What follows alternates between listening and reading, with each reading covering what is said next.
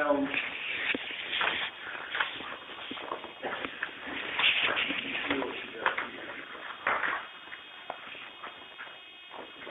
Well, I'm sorry. Let's start with your motion to, quote, dismiss the indictment. There is no indictment. They are information, but we will move forward. Start with your motion to dismiss the, quote, information as opposed to the indictment. Please use the podium.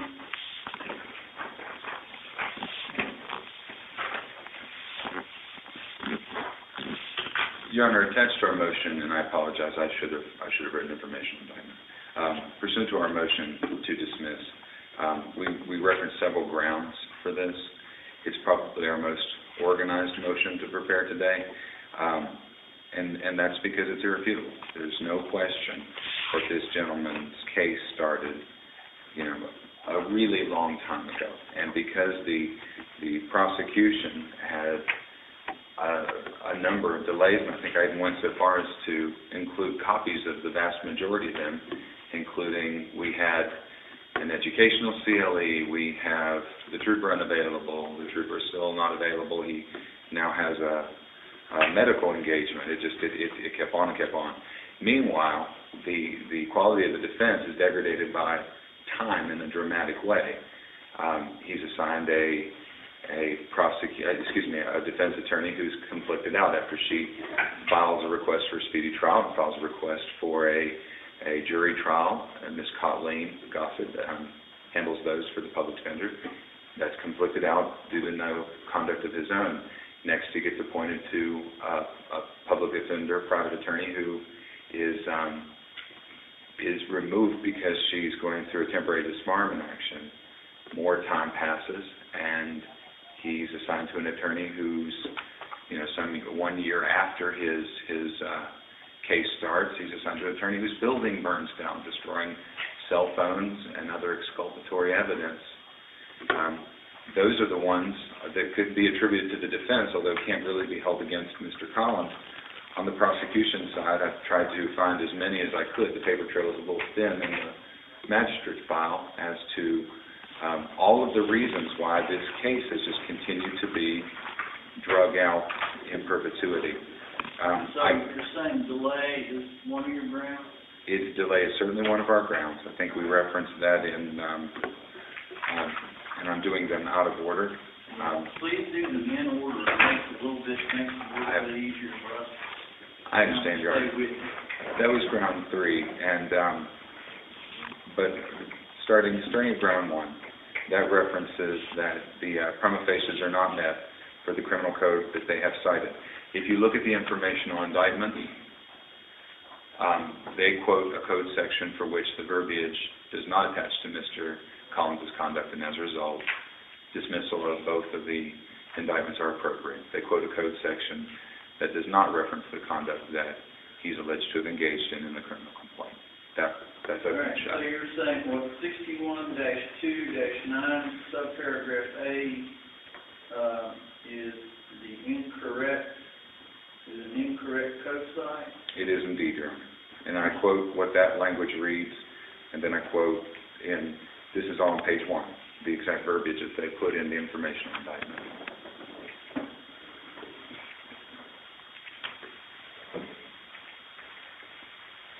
Mr. Lance, let's start with that.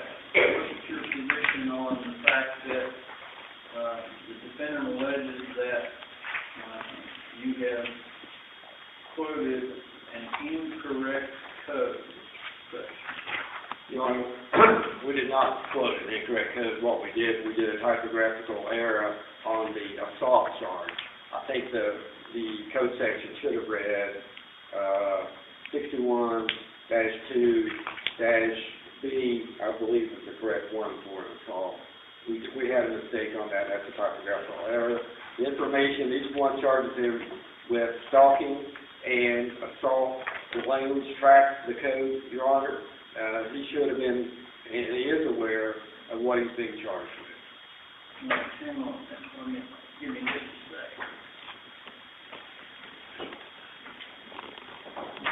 Go off the record for just a minute. I'll be right back.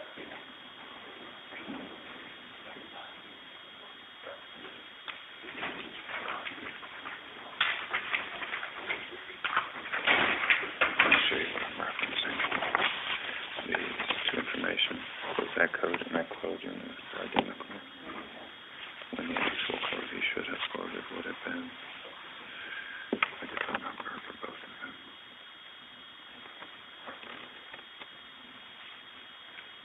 That's what the code reads. Okay, this is...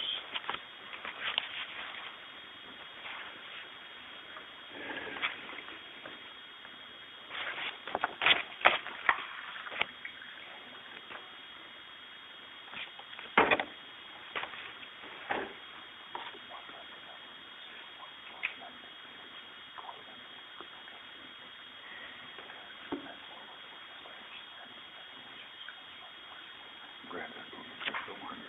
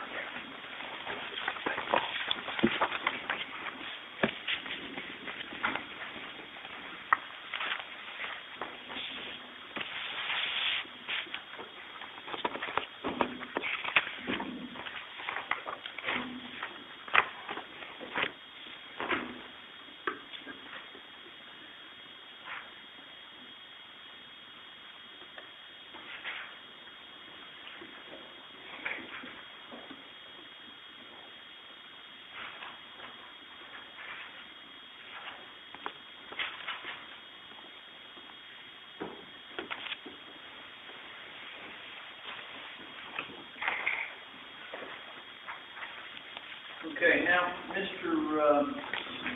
Lamb, you indicate that the code section, there's a typo, it should be 61-2 what? I think it's 29B, Judge, and it's an assault. I looked at it earlier, and I can't remember exactly what it is. It's a 61-2-9, subparagraph B is an assault. Yes, sir.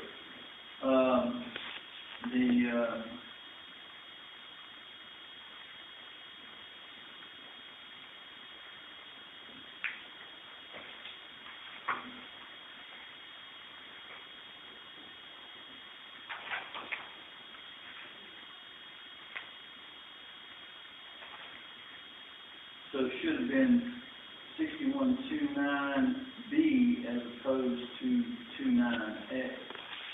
Is that your position? That's my position. All right. So the charge is assault, Yes. not malicious or unlawful assault, but assault, and it's not bad, right? Yes. All right.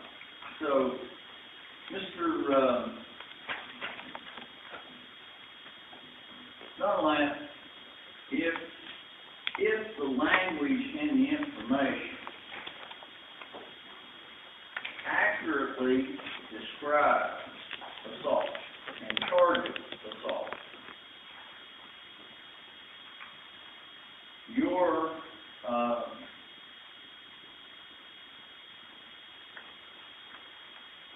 client is adequately informed of the elements against which he must defend. Is that true? If the language is there that alleges assault, doesn't matter what code section they cite, because the language itself is the charging part of the information. That's my understanding of the case law. Is that true? Well, Your Honor, I would argue that the information as a whole has to describe the conduct. That one is one code section off. The other isn't. The one for stalking isn't even in the same area of the code. Wait a minute. We're still talking about number one. 1337B. Are you focusing on 37B first off? Yes, because 37B was where 37 is where they allege assault and use the wrong code section. 38 is where stalking was their intent, and they've quoted the wrong thing. All right, 37 is assault. Right. And 38 is stalking. I believe Mr. Lake was inadvertently defending ground two. Well, let's say it this way. That the court, having reviewed the information, the document itself, believes that in 13 IM 37, that the defendant is, as required by statute, fully informed of the allegations against him. The fact that there's a typo on that list subparagraph A instead of subparagraph B is ministerial and does not affect the document itself, and I believe that as to ground one, which is an allegation that in information number 13 IM 37, that the fact that there's a typographical error with regard to the code section does not render the information invalid. So I'll deny your motion to dismiss on that. Now, we move to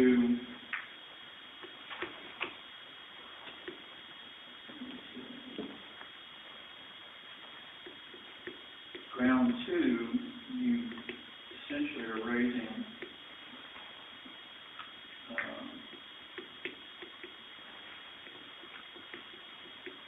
what is your point under ground two?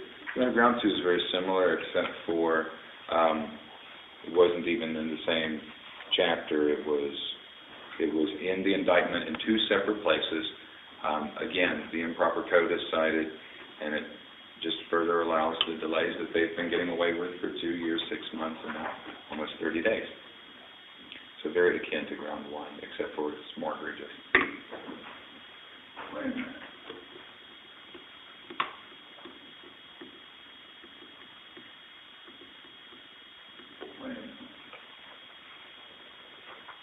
Ground one talks about, you use the number 38. Is that information 13 IM 38? Is that the one you're talking about? Yes, Your Honor. All right, well, let's look at 30. That's not the one that I was talking about. I was looking at 37. So we're talking about 38. And said that on about 16th day of December 2010 in Raleigh County, Ronald Collins Jr. being a person who repeatedly follows another knowing or having reason to know that the conduct caused the person followed to reasonable fear for her safety or suffer significant emotional distress, to wit, Ashley Redden, in violation of 6129A. So I've got essentially two charges of assault, right? Yes, Your Honor. Mr. Lane? No, Your Honor, that's a stalking charge. 6129A should be stalking. 6129A is malicious assault. 6129, subparagraph A. If any person maliciously shoots, stab, cut, or wound any person, or by any means cause them bodily injury with intent to maim, disfigure, disable, or kill, that's malicious or unlawful. If you're alleging stalking, then that 6129 is not the stalking statute. I don't believe it. It is not. Your Honor, I think there's a distinction here. Please look at 6129A.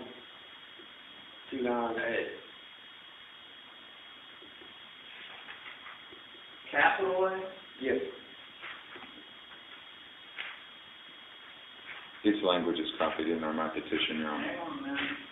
Let me get where I need to be. Sure. Oh, okay.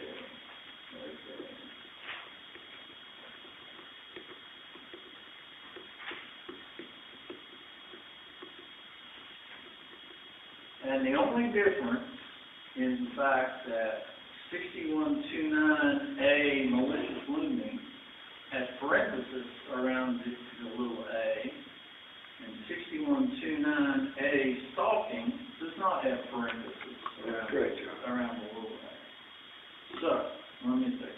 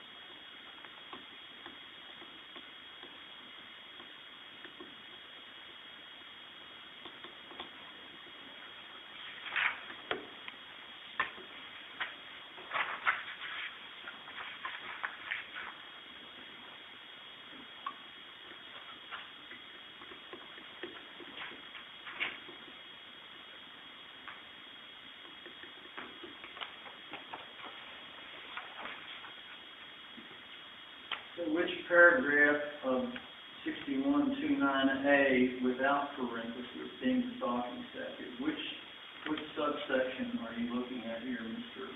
Lane? You know, I think it's the first subsection. I'm not sure. I have to actually look at the code. Well, you only look, I'll show you my book.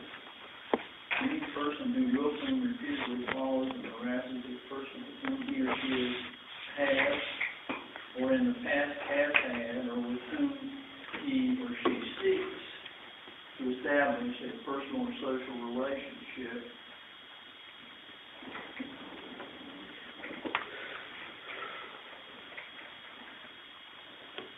Here, come look at the book.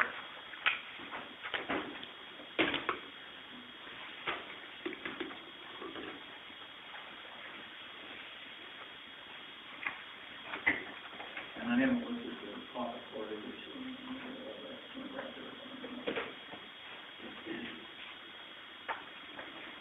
I cannot believe the legislature of the state of West Virginia allowed that to happen.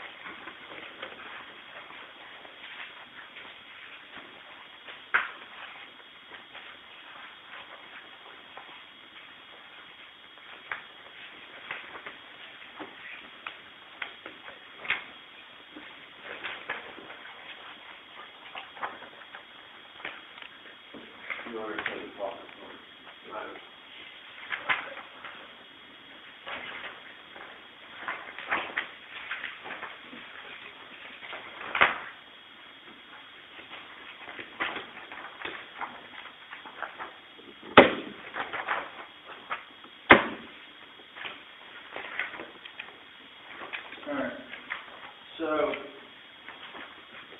let's go back to number one, Mr. Dunlap.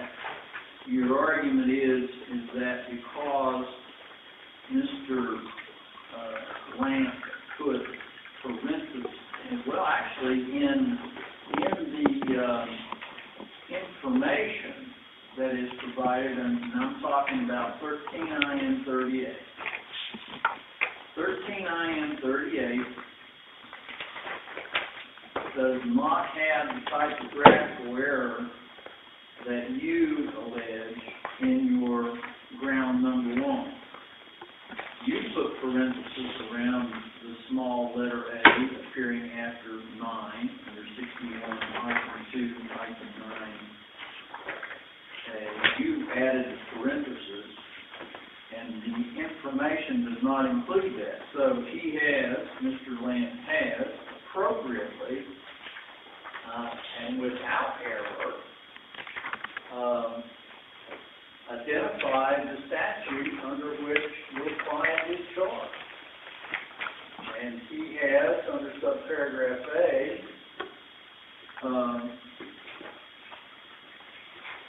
included all the necessary elements that he proposes to prove beyond a reasonable doubt, showing that your client is guilty of stalking. And that is under 61-2-9A without the parentheses around the A. So that one is appropriately listed, Mr. Dunlap. So your argument in your paragraphs 2, 3, and 4 under ground 1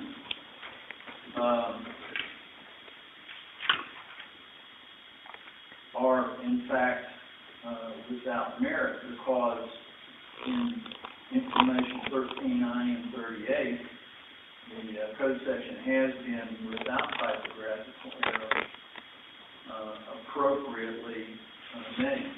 So I'll deny that one. So the ground number 1 is denied, and I was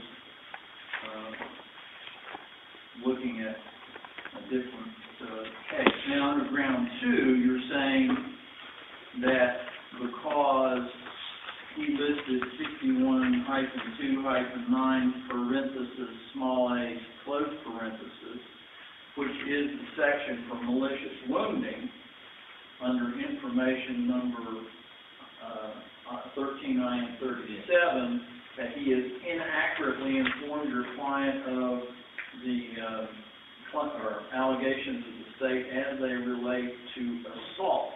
Is that correct? It is, Your Honor. And Okay. I take solace in the fact that it took 3 of us in 15 minutes to sort that out. Well, and I understand that. But having said that, under ground number 2, my comments that I made a few minutes ago come over to ground number 2 because a typographical error which misstates the subsection or mislists the subsection, but when the information itself appropriately states the elements of the crime which Mr. Lance must prove beyond a reasonable doubt, which are assault, the fact that he, in that section listed 61-2-9A without the parenthesis is a typographical error in 2 points. A, he didn't put the parenthesis in there, and 2, it should have been parenthesis subparagraph B as opposed to subparagraph A. But the typographical error there does not in any way, in this court's judgment, place your client in a position where he does not understand the elements that must be proven. And those elements are the elements contained in 61-2-9 parenthesis, lowercase b, close parenthesis, instead of the chapter and article or section number that Mr. Lance gives. Nonetheless, your client is adequately informed, more than adequately informed, of the charges and what he would be required to defend against, and what Mr. Lance would be required to prove beyond a reasonable doubt before Mr. Collins could be convicted of those. So I'm going to deny your ground 2. Now we're going to move to ground 3, and that is unnecessary pre-indictment delay. And I should dismiss you say indictments, however, it should be information. Failed to prosecute in a timely manner. He was arrested in 2010. Presently, the case has not been set for trial. That's incorrect, because the case has been set for trial. My question is set for late this month, right? It's on my docket to be tried late this month. It's on the 31st of July. Now, you complain that Magistrate Jones and other magistrates granted continuances. One was for prosecutors continuing legal ed, that the trooper was out of town, that the trooper had a doctor's appointment, and let me see. You further indicate that he has been impeded to his right to a speedy and fair trial. One of his attorneys was temporarily disbarred, over which the state has no control. Another building was destroyed by fire, over which the state has no control, and that there was exculpatory evidence contained in that fire that was lost, and that he will lose his right to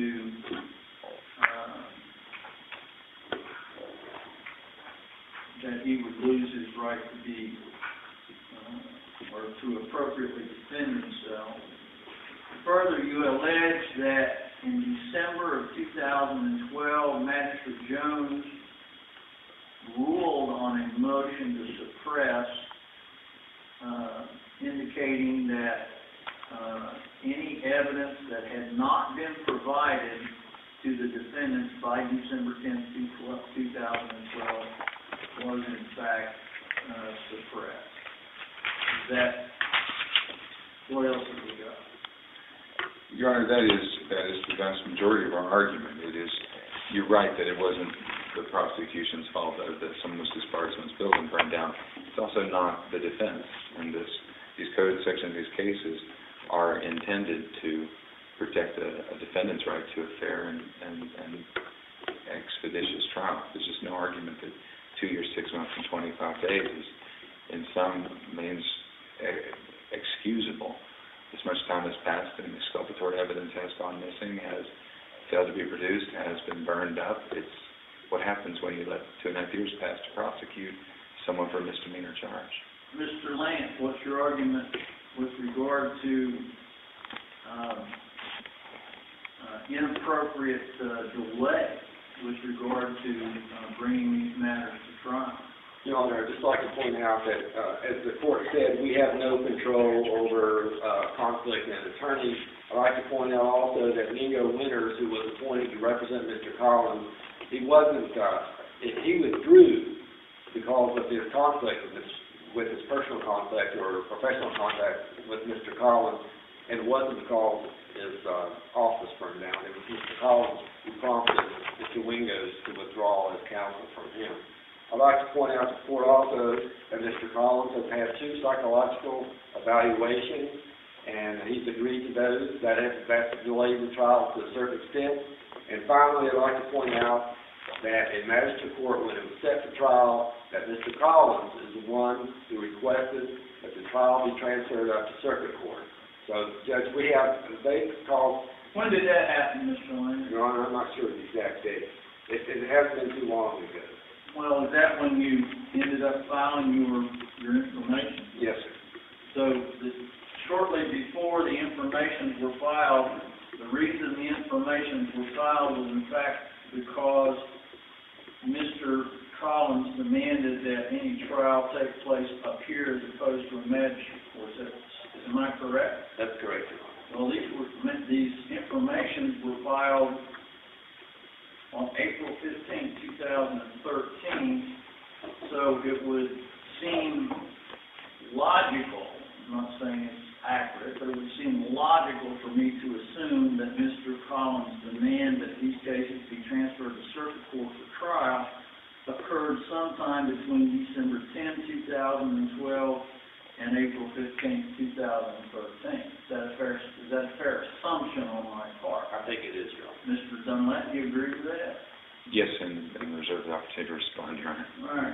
Okay. So what we've got is we've got counter motions here. All right. What's your response, Mr. Dunlap? Your Honor, absolutely. The court is right.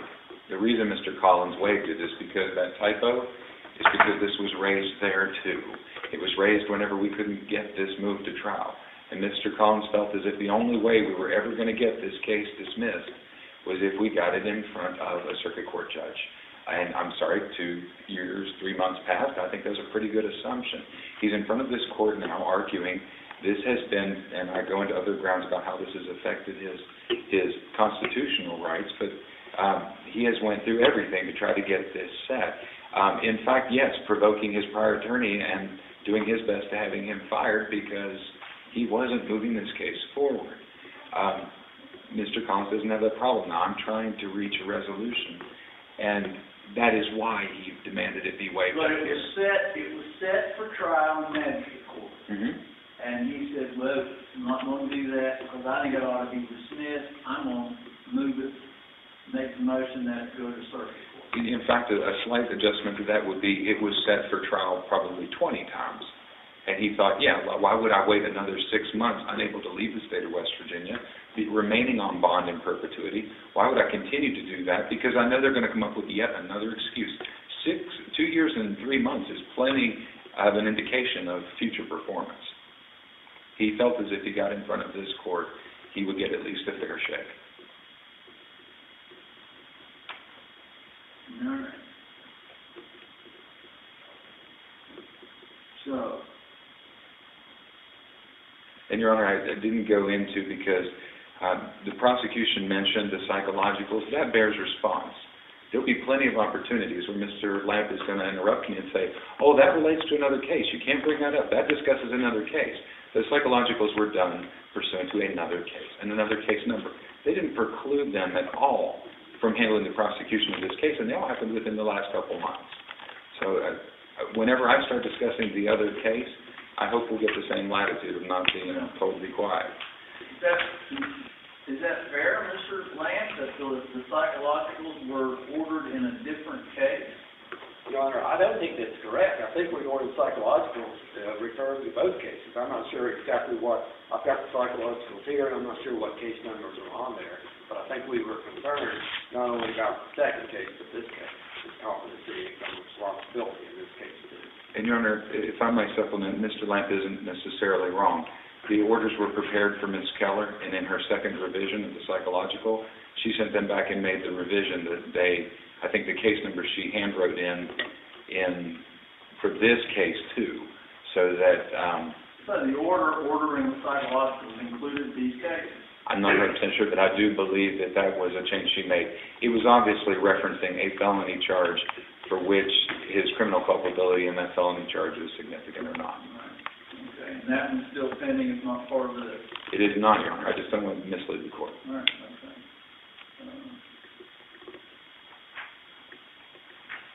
All right, so we've got the issue of unwarranted delay.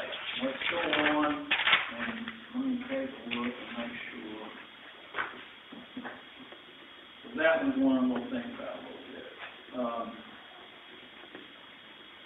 The fact that one of his counsel was suspended. I don't think she was disbarred. I think there was a suspension. I apologize, Your Honor. And then there was the fire. We all know about the fire that took Mr. Winter's office out as well as Mr. Miley's office. And, Your Honor, Mr. Winters has been very candid with the court about the evidence that he had, the cell phone, the exculpatory information that was destroyed in the fire some year and a half after the arrest. Obviously, we'll take a look at it because that occurred during the period. When exactly was the fire? It was January 2nd or 3rd of 2011. Does that sound right? 2012. 2011, 2012. Your Honor, it had to have been 2011. It had to be 2011 because that building has looked like a cavity now for almost. We were not quite. We were January 2012 because we moved in this building beginning April and May of 2012, and the building was almost completed at the time of the fire, and we were very concerned that the fire was going to do some significant damage to this building. Okay, so the fire occurred in January 2012, and again, the conduct is alleged to have occurred in 2010. Am I right? Yes, sir. All right, okay. So let me make sure I'm not missing any other. So the prosecutorial delay loss of exculpatory evidence is the final argument on that. I'm going to hold my ruling on that one. I need to take a little bit of a look at that. So now we've got some other motions. Your Honor, the last ground is grounds 4 with respect to the deprivation of his constitutional rights. And that I can do in just a few sentences. It dovetails on 3. Well, I was dovetailing it in. Oh, I apologize.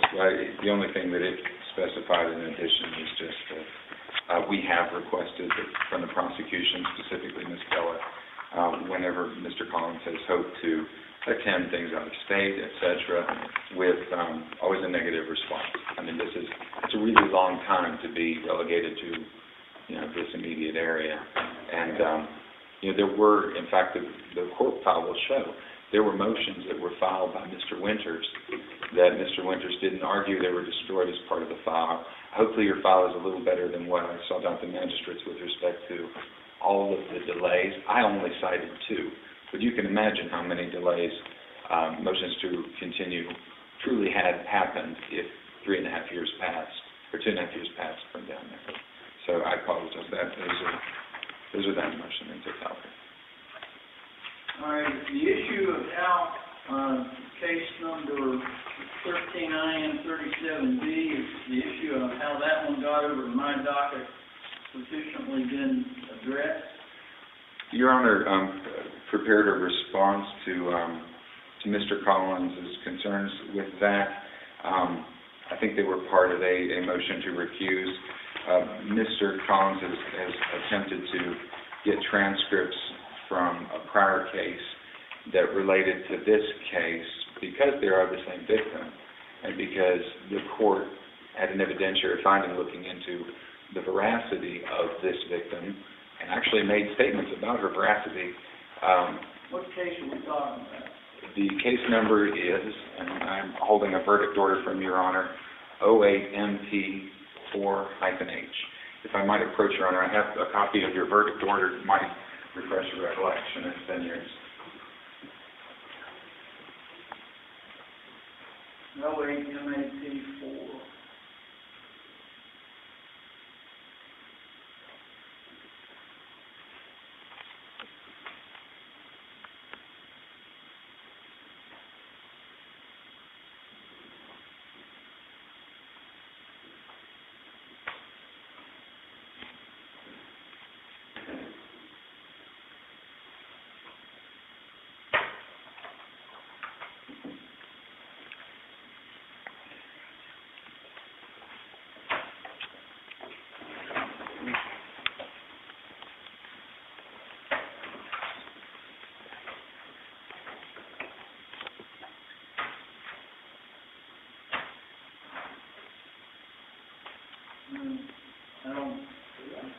Is this related solely to a comment I may have made on the record regarding this defendant? No, Your Honor. It's actually the same victim. I understand it's the same victim. Right. I found him guilty of 2 counts, let me see, he pled not guilty to 2 counts of contributing delinquency to a minor, and he pled not guilty to battery on a police officer. And after hearing evidence, it should be evidence presented by both parties, the court finds the defendant guilty of 1 count of contributing delinquency and battery on a police officer. Finds the defendant not guilty of 1 count of contributing. And then I imposed a sentence of 1 year of electronic home monitoring and ordered that he have no contact. And the victims would be Leah Kirk and Ashley Redden, and that order was entered on 7/25/08. All right, so we're going to get into. I don't remember anything about that case. But having said that, this court, for the record, both Judge Burnside and I were made aware that there were 2 cases that had been filed as information according to the random distribution procedure done by the clerk. 1 case went to me, 1 case went to Judge Burnside. We conferred, and it made sense that both of these cases, because they involve the same folks, it made sense that both of these cases go before the same judge. So we administratively agreed that they would come to me, and that was done for administrative purposes and for no other reason. Now, I'm trying to find what other motions you've got. Let me see. There are filed by Mr. Lane. We'll start at the back and move forward. Motion to quash subpoenas, Mr. Lane. You filed a motion to quash the subpoena, whereby you request recorded transcripts in case number 08MAP4 and 07T710. Give me your reasoning behind that. Your Honor, there's no relevance to getting these records. I mean, they're contributing delinquency to the minor. It's the same. One of them is the same victim that he's charged with stalking and assault at this time. One of them is a civil case. I'm not sure what any bearing that will have upon these 2 cases. So I made a motion to quash both of them. If he's going to go into contributing to delinquency to a minor, he does at his own peril when it comes to trial. Mr. Dunlap?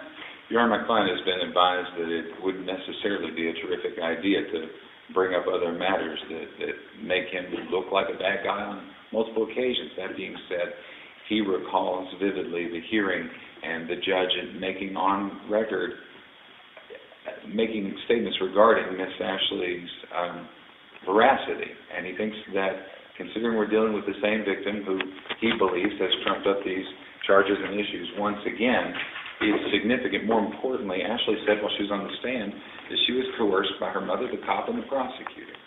We don't know that that activity hasn't happened again, and Your Honor, I think, specifically referred to Miss Redden as a liar when she was on the stand. So either she's a liar or she's coerced by the prosecution, neither of which look good for the state's case, and I think are highly relevant. And we did go through What normal... is case number 07C710? What's that case about? Let me try to work through my labyrinth and recall. All right, it's a civil case. I didn't actually look at the file, but it is a kind of civil case. I'm not sure what it is. Your Honor, that was a civil matter regarding the arresting officer, Trooper Duckworth. That's where I issued an order dismissing the case because Trooper Duckworth works for the West Virginia State Police. The West Virginia State Police is part of the Department of Military Affairs, which is the name of the department. It has the state police, it has the National Guard, it has all those other numbers. But anyway, he is part of the West Virginia State Police, which is administratively under the Department of Military Affairs. The state code requires, and this is my recollection of why I dismissed that case, state code requires that if you are going to sue an agency of the state of West Virginia, you must give that agency 30 days written notice prior to the time you file your complaint. Mr. Collins did not do that in that case. I therefore dismissed the case, and I believe it was without prejudice. I don't know whether it was with prejudice or without prejudice. That's the reason that case, I remember that case. But that case was dismissed on procedural grounds and not on evidentiary grounds, as I recall. Your Honor, that's why the transcript can be argued to have no probative value. We're talking about the arresting officer who made statements on the record. And how can we say that that's completely irrelevant in this matter? I don't know that he did make statements on the record. I don't know either, because If I dismissed the case on procedural grounds, that would have been an attorney's order. Your Honor, I'm sorry. Mr. Collins, you sit quietly. Sorry, Mike.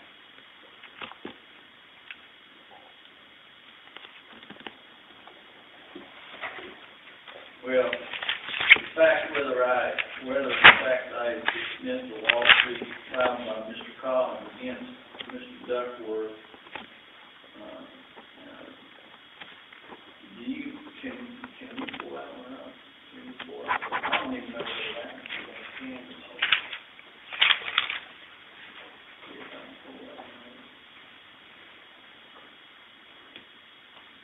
It's 07C, 710-1. Final order. Does it indicate in there that there were any hearings going on?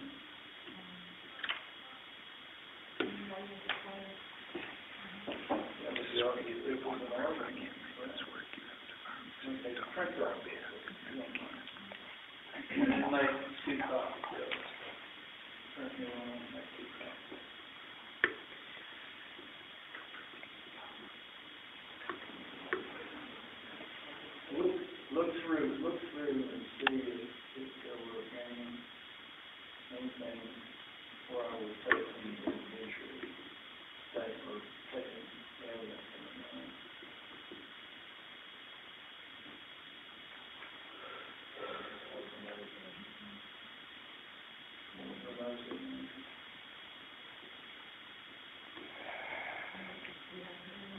What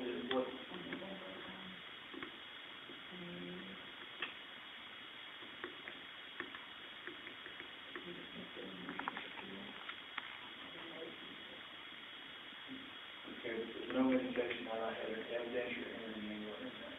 Well, I'll take it forward. So look through and see, look through the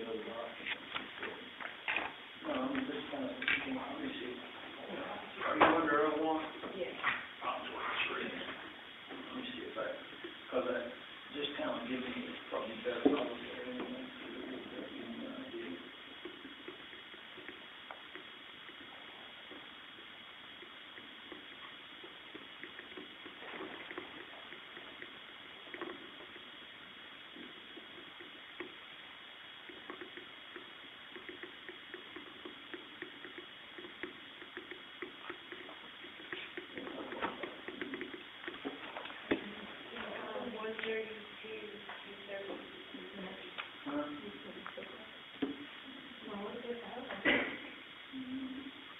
you print them? Oh, you printed that. Let's look at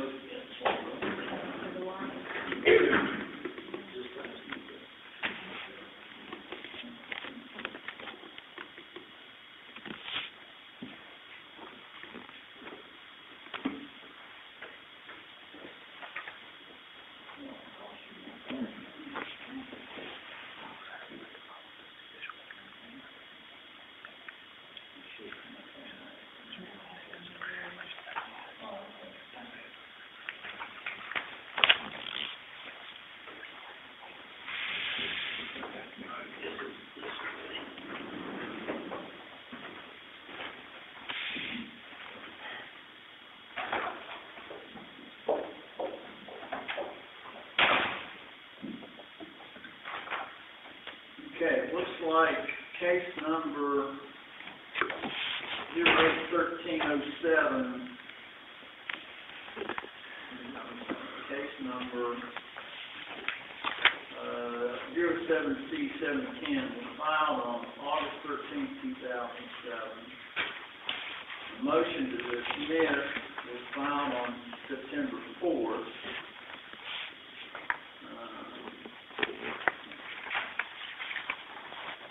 On September the 10th, 2007, there was a certificate of service on the motion to dismiss and memorandum in support. There was a notice of hearing was filed on October 18, 2007. There was a motion of objection and reconsideration filed on November the 8th, 2007. Let me see what that was.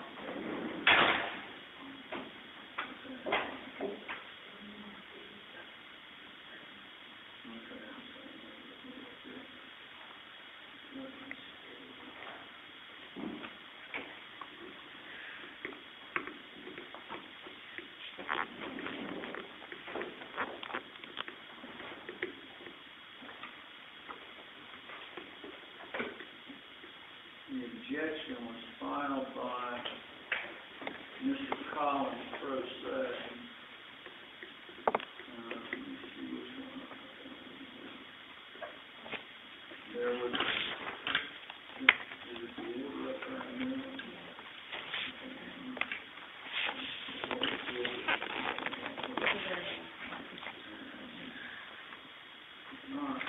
There was an order dated November 5th, 2007, which indicated that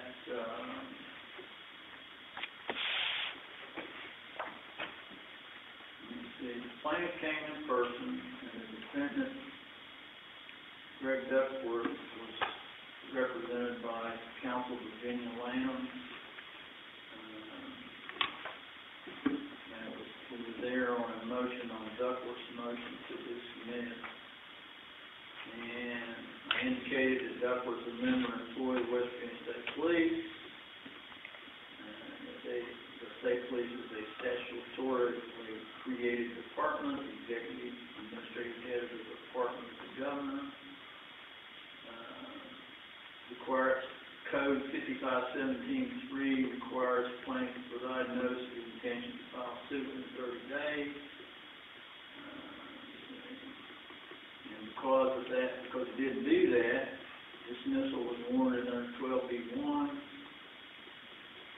And the action, here it goes. Wherefore, based upon foregoing, Defendant Gregory Duckworth's motion to dismiss is granted. And that Gregory Duckworth is dismissed from the action without prejudice. And it's to be removed from the file. The plaintiff objected, and I noted that objection in the record. So, that was done on, Duckworth was dismissed on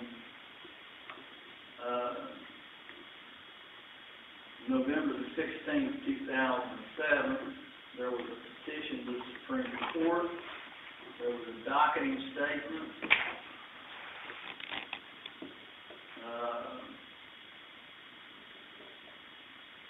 Supreme Court, got it.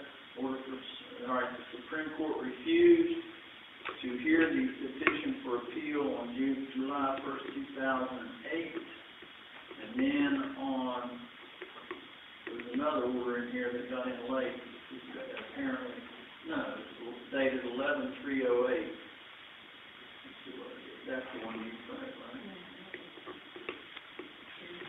And that is Mr. Frazier's motion to dismiss, which I granted at that time. And there was a court takes judicial notice of the plaintiff's appeal in the underlying criminal matter style MA24, 08 MA24. And I did that at a bench trial on July 10th, 2008. Heard all the evidence that is relevant to Duckworth Frazier, Sergeant Kincaid, and Chief of Courthouse Security Charles Darlington. That had to do with Mr. Collins' allegations that Duckworth Frazier and Kincaid engaged in illegal conduct whereby he was in fact battered and not the other way around. So I removed the instruction from the docket. All right, so there's nothing in 07-2 that's relevant to this case.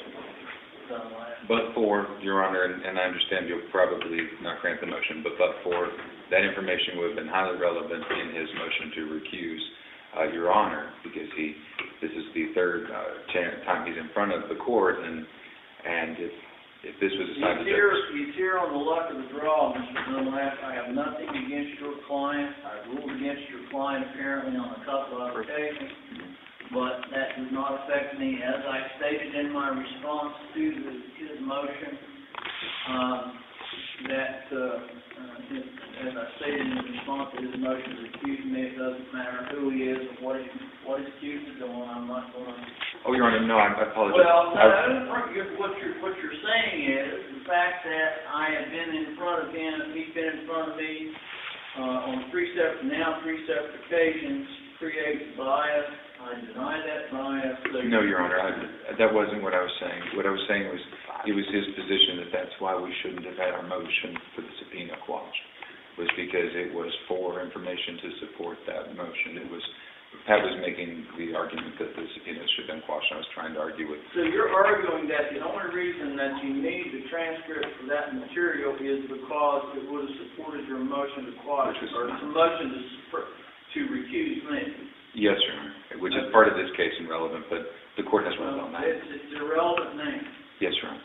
All right, so we're done with that. All right, now, Mr. Lamp, so I'm going to grant your motion to quash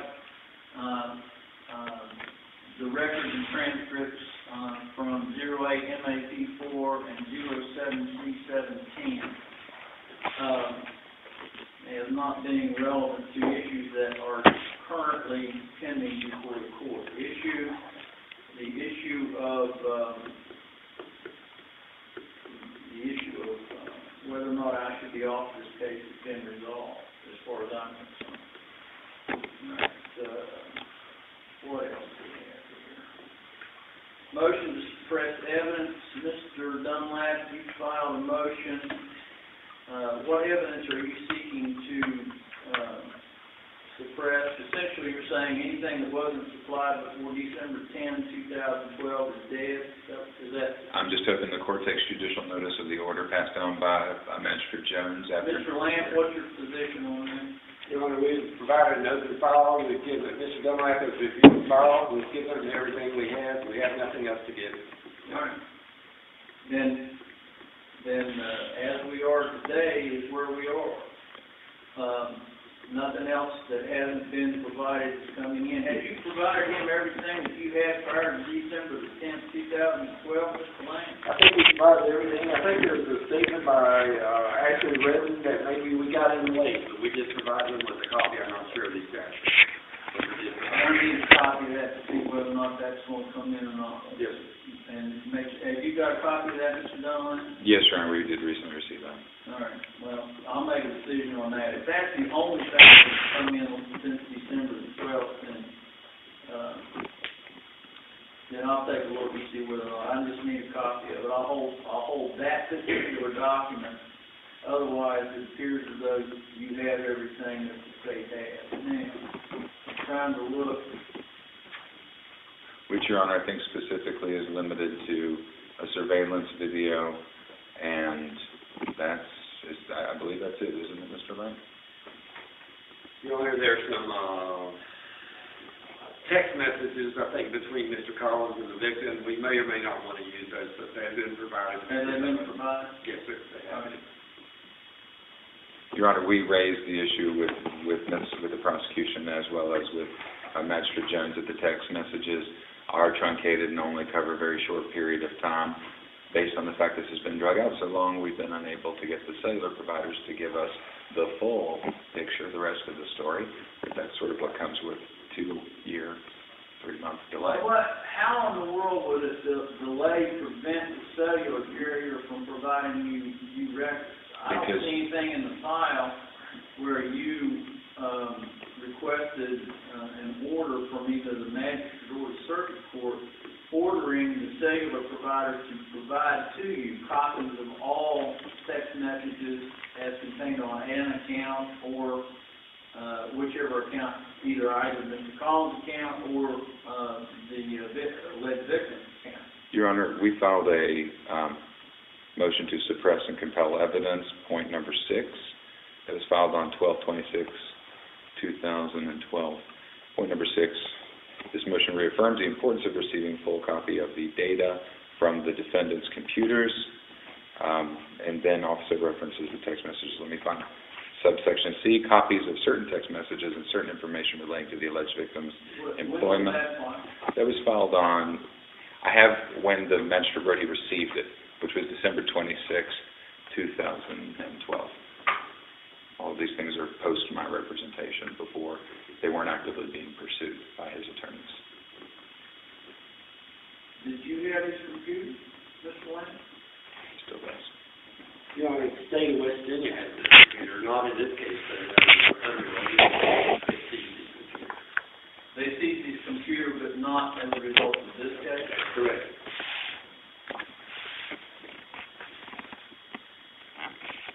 So, Mr. Dunlap, your client could have sought an order from this court saying to his carrier, pull it up and send us everything on all the text messages on your records, right? And, Your Honor, we did actually serve a subpoena on his carrier and received. Okay, have you got anything? Yeah, they sent us a letter saying, you're out of luck, it's too much time has passed.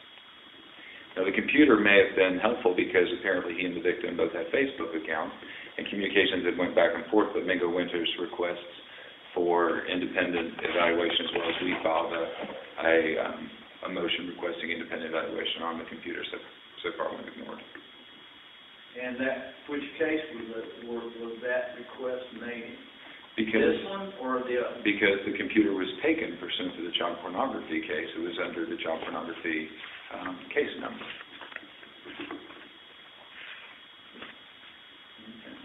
But it relates to the same parties during the same time frame, so it would have had data on the computer. And what has the state done with those computers in that other case, if you know and can? Is there a mechanism to get the data off of there, Mr. Lane? Your Honor, I don't know what they're doing with them. They're supposed to be, I don't know what they're doing with the other case. I don't think there's a way to get the data off there to under the control of the state at this time.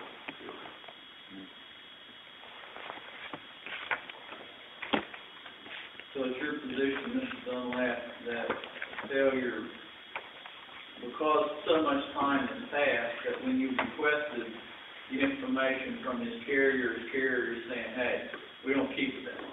Yes, that is the communication. And when did that request go out? That subpoena went out. I have a copy of it, Your Honor. Just tell me the date. I know. I apologize. I'm doing pretty well with dates, but it would have occurred back in January of this year, I believe. So it would have been sometime first of this year that you were informed by his carrier that Oh, I apologize, Your Honor. I did it sooner than that. September the 12th of 2012. So September 2012, and at that time you were informed by his carrier that in fact that information was non-recoverable on their end. Yes, Your Honor, and then on December 28th, I finally received, December 28th of 2012, I received some supplemental discovery from Mr. Lamb, again, 2 years, 3 months, and it had the text messages attached, which is what led my client to realize we needed to also be subpoenaing a second carrier, Intellos, which we got the letter from Intellos saying, you're way too outside of our window for us to retrieve this data. Was that Intellos Mr. Collins' carrier, or was it the victim's carrier? I believe that was Mr. Collins. We'd originally tried getting records from the victims, but it wasn't until December 28th, 2012 that, we could subpoena the other side. Again, all this could have been delayed. It could have been fixed by... What else do you have? What other motions do you have? Okay, so to wrap up, Your Honor, that one, we were just asking the court to check judicial notice. Let's see. Go to my notice of hearing, Your Honor, I apologize.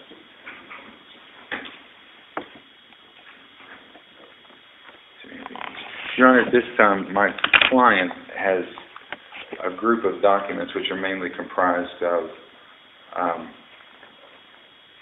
statements. I have explained to them they are not necessarily in his best interest to turn these over to the court. However, he has asked that they be made part of the record. We're not making anything part of the record today. It'll be made part of the record. It's introduced if we go to a trial if we go to trial and they are made part of the record of the trial. I mean, they're not. How are they relevant to your argument today that I ought to dismiss the case? Literally, Your Honor, they are a play-by-play of everyone he's talked to, everyone he's urged. He did, and they're advertised and notarized. And then they're just... No, we're not mentioning that. Okay. But it is his roadmap for how he went through every step, has dropped off additional discovery to the prosecutor's office, trying to move this himself when he was unrepresented. Okay. Well, that's all part of your argument, and I'm not taking an affidavit from him.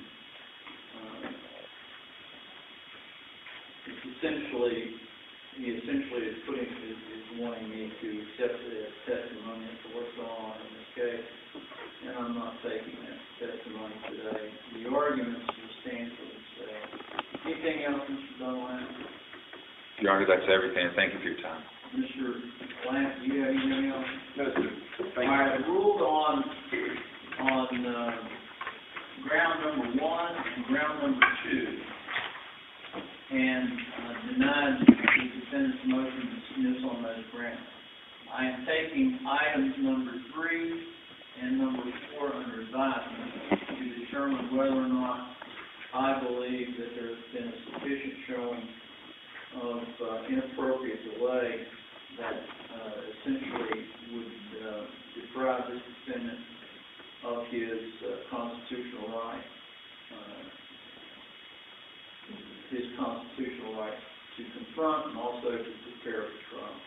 I'll take those under advisement. Right now, I think I was wrong when I told you this case is at this time set for trial on July the 23rd. I said 31st. Is it 23rd?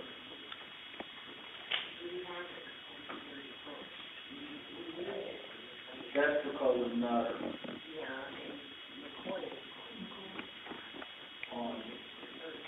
Yeah, okay, so we're going to have to kick it back to its original date, 23rd. Well, I can't make it on the 23rd. I'm going to be out of town on business on the 23rd. You going to be here on the 24th? Yes. Well, we'll do it on the 24th. Yes. I mean, it's a jury trial, right? Yes, sir. So what, it's going to take up the rest of the week. If you're not here on the 23rd, then we'll do it on the 24th. Because there is another trial. There were 2 more trials. One was civil, one was criminal. We did not anticipate that was going to go, because apparently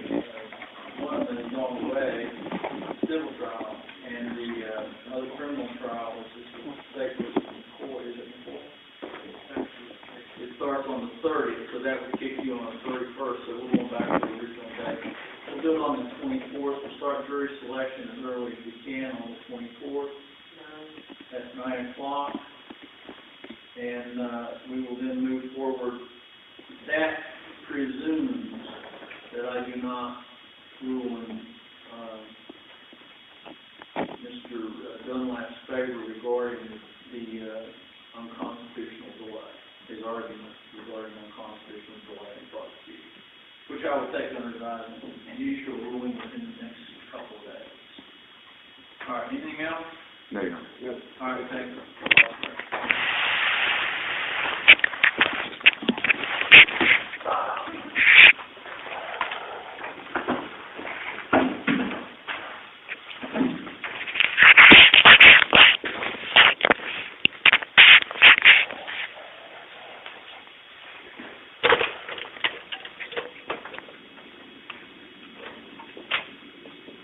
Well, that makes sense.